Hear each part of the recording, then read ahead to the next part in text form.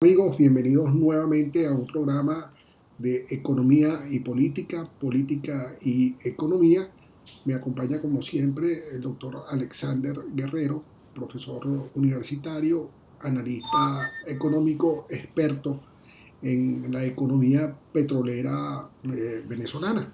Y casualmente se cumplen 3 años del gobierno de Maduro.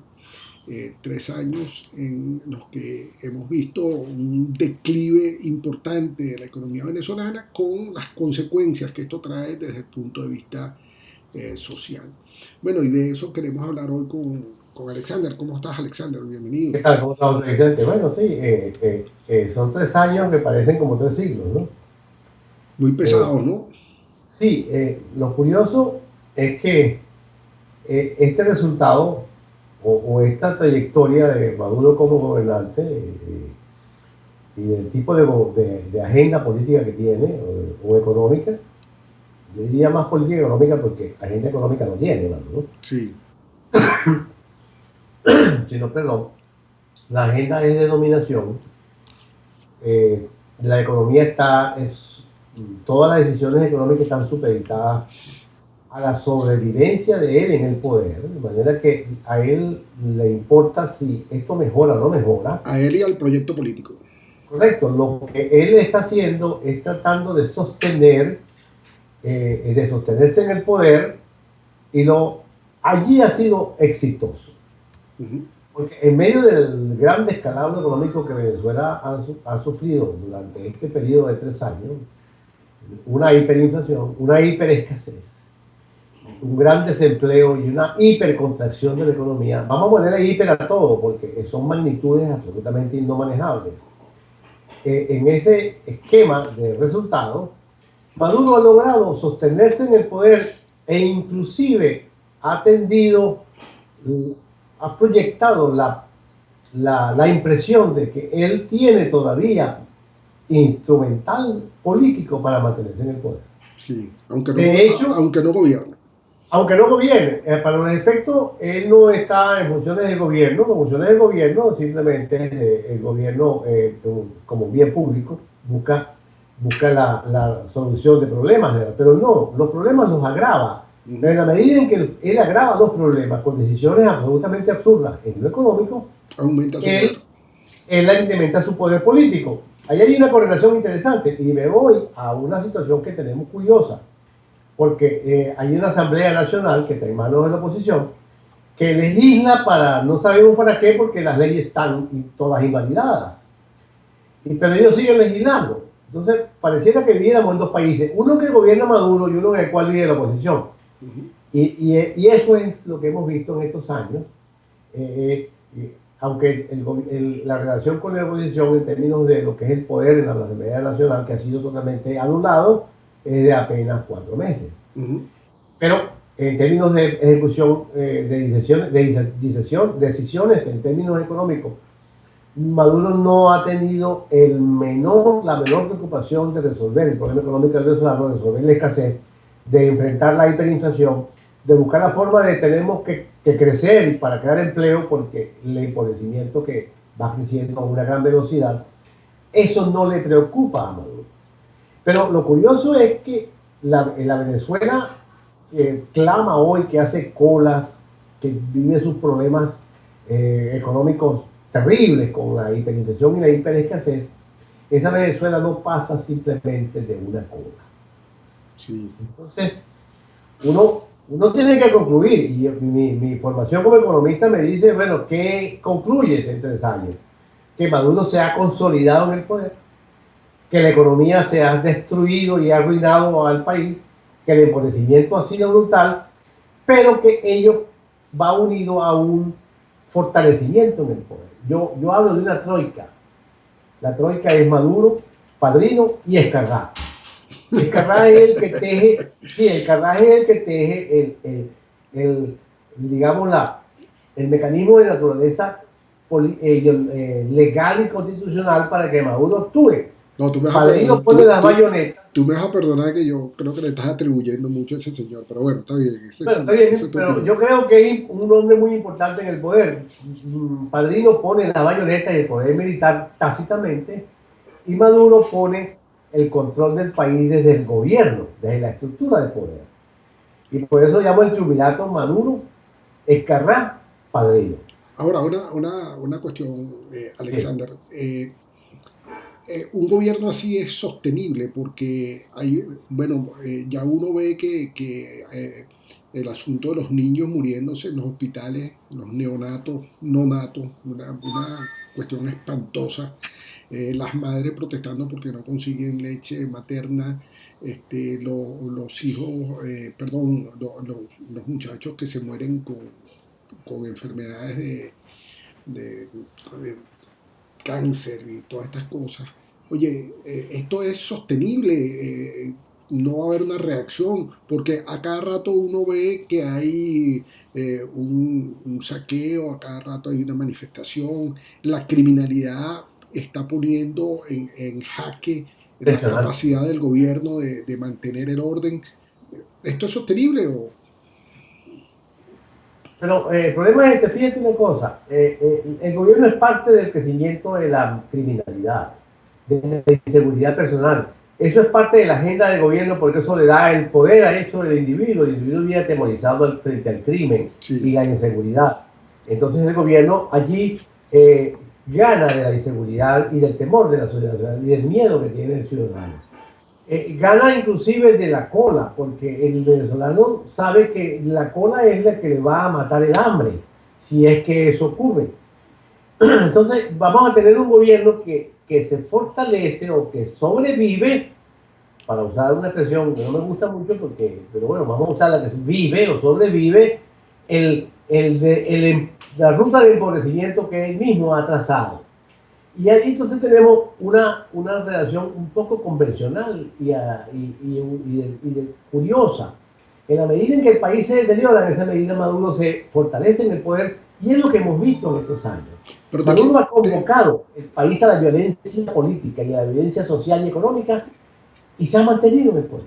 ahora O sea, te quiero atajar aquí un momentico, ¿no? sí, Porque estamos hablando de una situación de economía donde tú en otros programas has dicho que el gobierno no tiene dólares, que no puede salir y además en la forma como ha manejado el asunto del oro y estas cosas.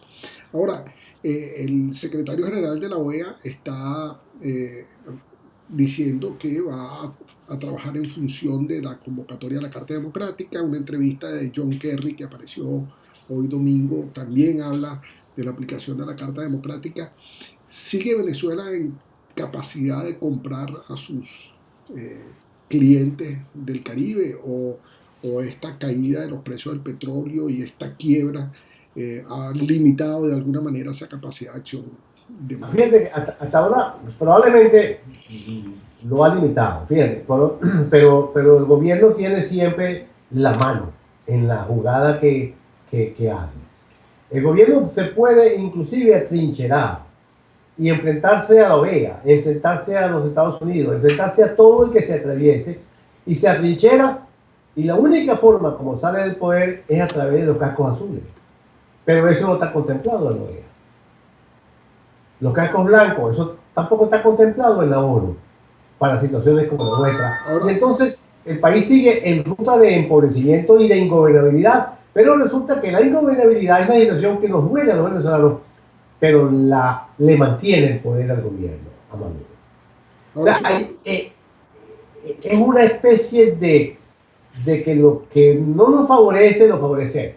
ahora fíjate una cosa, y nuevamente en este intercambio, hoy apareció una información según la cual el señor Padrino está llamando a los guardias a formar unas especies de tropas de poner el orden, ¿no? Ya Maduro está hablando abiertamente de un apagón nacional. Dice que tenemos que estar preparados para mayores razonamientos de luz, le echa la culpa al niño. eh, Hoy sale publicado también un artículo de un punto de cuenta que lo publica La Patilla, donde dice que ese punto de cuenta del año 2014 ya anunciaba que si no se tomaban las medidas que había que tomar íbamos a llegar a esta situación. Las medidas no se tomaron, entonces estamos llegando a la situación. ¿Tú crees que Maduro sobreviva a ese apocalipsis que se aproxima? Y antes de que me respondas, déjame darte un dato. En un apagón que hubo en Maracay en estos días, el apagón provocó que unos tipos se metieran en el apartamento de unas señoras y las asesinaran, pues, porque Y como entonces no, se se dan condiciones para que el AMPA y la criminalidad se destapen. Pero fíjate lo siguiente, yo estoy de acuerdo que estamos en condiciones en las cuales podemos cambiar políticamente eso que está soportando a Maduro, pero el eje del cambio está en la Asamblea Nacional y ya está demostrado que la Asamblea Nacional puede hacer 100 leyes y la ciencia las anulan. Y la forma como se anulan es con la Corte Constitucional. Y allí es muy poco lo que podemos hacer internacionalmente. Como yo veo esto, lo que la Corte Constitucional hace y el Tribunal Supremo hace es prácticamente como el equilibrio de los dos poderes. Todos sabemos que no es así. No, pero es corrupción política, ¿no? Entonces, pero lógico, pero no es así. Pero sin... la formalidad viaja por el mundo y entonces en el mundo la gente dice, bueno, ahí hay un poder que está arbitrando, pero que está favoreciendo al gobierno. Pero fíjate que no es lo que dice Kerry en la entrevista que le hace Oppenheimer, que sale publicada el día de hoy. Sí. Kerry se preocupa por este accionar del Tribunal Supremo de Justicia. O sea que pareciera que los americanos no están comprando la formalidad sí. que tú hablas, ¿no? Si Kerry fuera el ministro de Reagan en los años 82, 83, yo le creo a Kerry. Sí. Pero Kerry yo no le creo absolutamente nada a lo que diga, porque hasta ahora su ejecutoria como secretario de Estado ha sido fatal. Y ahí está el caso de Irán, que es el más grotesco. Sí. Entonces, al final, exacto, al final lo que estamos viendo es que Venezuela no es importante para los Estados Unidos, como lo fue hace 15, 20 años atrás, en términos de país petrolero, porque este es un país petrolero, yo diría que post-petrolero. Este es un país petrolero que debe el modo de caminar. El petróleo, para pagar lo que se debe, hay que sacarlo y no hay quien invierta para sacarlo. Claro. Esa es la triste realidad de Venezuela. Entonces, no hay la gente, todo el mundo en los Estados Unidos está pendiente de lo que pase hoy en Brasil. Porque eso es muy importante. Si Dilma va realmente al impeachment y va a ser destituida como presidente, como que es lo que parece que va a ocurrir. Eso es más importante que lo que ocurre en Venezuela, así haya muertos de hambre en Venezuela. Bueno, Venezuela estamos hablando de la potencia más importante de América Latina. Claro. ¿Qué hizo el gobierno Chávez y Maduro? Debilitar a Venezuela y volverla un fleco. Y de esa forma Venezuela perdía presencia internacional y hoy no le duele a nadie. Sí. Sino a los quienes le duele a Venezuela, una gran mayoría no tiene que hacer. ¿Qué tiene que hacer la Asamblea Nacional? Salir del hemiciclo. Ir a la calle. Convocar a la gente a la calle, al soberano que nos eligió, y entonces hacer el reclamo para que ellos permitan como poder político, como poder hacer su trabajo. Pero entonces en ese momento lo va a agarrar una decisión del Tribunal Supremo o de la Corte Constitucional en la cual lo va a conseguir en un territorio en el cual van a salir a los lagos. Bueno, tú nos estás diciendo que llegó el momento de la política, ¿no? Claro, llegó el momento de la calle. La Asamblea Nacional puede estar haciendo leyes y puede hacer 100 leyes por día, que esas leyes no tienen ningún tipo de ejecución. Y representa a la Asamblea Nacional en su afán de aprobar leyes un retrato de lo absurdo. Sí, pero vamos a aclarar una cosa, Alexander, para no confundir a la gente, ¿no? Sí. Desde el punto de vista de la Constitución, la Asamblea Nacional está haciendo lo que tiene que hacer. Quien está actuando incorrectamente, donde hay una actuación corrupta, donde hay una actuación inapropiada, inadecuada, es de parte del Tribunal Supremo de Justicia, donde sabemos que para empezar la presidenta del Tribunal Supremo de Justicia es una persona que era miembro del Partido Socialista Unido de Venezuela, que trabajó para el gobierno, que no tiene las condiciones. Pero fíjate lo que ha hecho la Asamblea Nacional, se dejó eliminar 3 diputados, 3 parlamentarios. Y en lugar de hacer lo que tenía que hacer de inmediato con la primera ley, era simplemente el rechazo del Tribunal Supremo y eliminar los jueces que habían sido que fueron electos fuera del reglamento, del ordenamiento jurídico normal que pide que los jueces tienen que tener tales y tales características. Y directamente a eso, la Asamblea Nacional se equivocó y se fue a otras cosas, leyes de la vivienda, leyes de otras cosas, no, era la ley de amnistía y era la reforma de la del Tribunal Supremo y el CNE. No lo hizo, lo dejó para el final y al final entonces el gobierno se le ha montado encima y no tiene forma como desmontarse al gobierno. Bueno, yo creo y el momento cuando se desmonte, el Tribunal Supremo le cae encima y viene el gran conflicto que se tendría que hacer de cambio. Ahora, a diferencia de lo que tú dices, yo no creo que esto es un juego que el gobierno haya ganado todavía, ¿no? Sobre todo porque, no lo ha ganado. Sobre todo porque el gobierno está en unas condiciones de opinión pública muy deplorables. 9 de cada 10 venezolanos piensan que este es un gobierno malo. 8 de cada 10 venezolanos dicen que este gobierno tiene que cambiar. Y mientras pero tanto, esa opinión pública requiere un liderazgo político y no lo tiene. Bueno, pero por eso es que te digo que todavía no hay que cantar ni la victoria ni la derrota de ninguno, sobre todo porque en política siempre tenemos que pensar que de repente aparecen actores que nadie está viendo en el visor, ¿no? Y entonces, bueno, le dan un cambio a la tortilla. Bueno, Alexander. Lo importante es que nosotros ya llegamos al punto en el cual la constitucionalidad y la institucionalidad del país está en la calle. Exactamente. Bueno, profe, muchas gracias como siempre. Vamos a ver cómo se desenvuelven los asuntos. Creo que volveremos a hablar esta semana porque vamos a hablar del impeachment de Dilma, si efectivamente se lleva a cabo, e inclusive si no se lleva a cabo, y cuál es el impacto de eso en la región desde el punto de vista económico, recordando que estamos hablando de una de las 10 economías más grandes del mundo, estamos hablando de la de Brasil, evidentemente, y el impacto que eso puede tener en toda la América Latina. Bueno, amigos, hasta aquí esta entrega de economía y política y economía. Volveremos con más aspectos que deben ser analizados. Un abrazo, Alexander. Vale.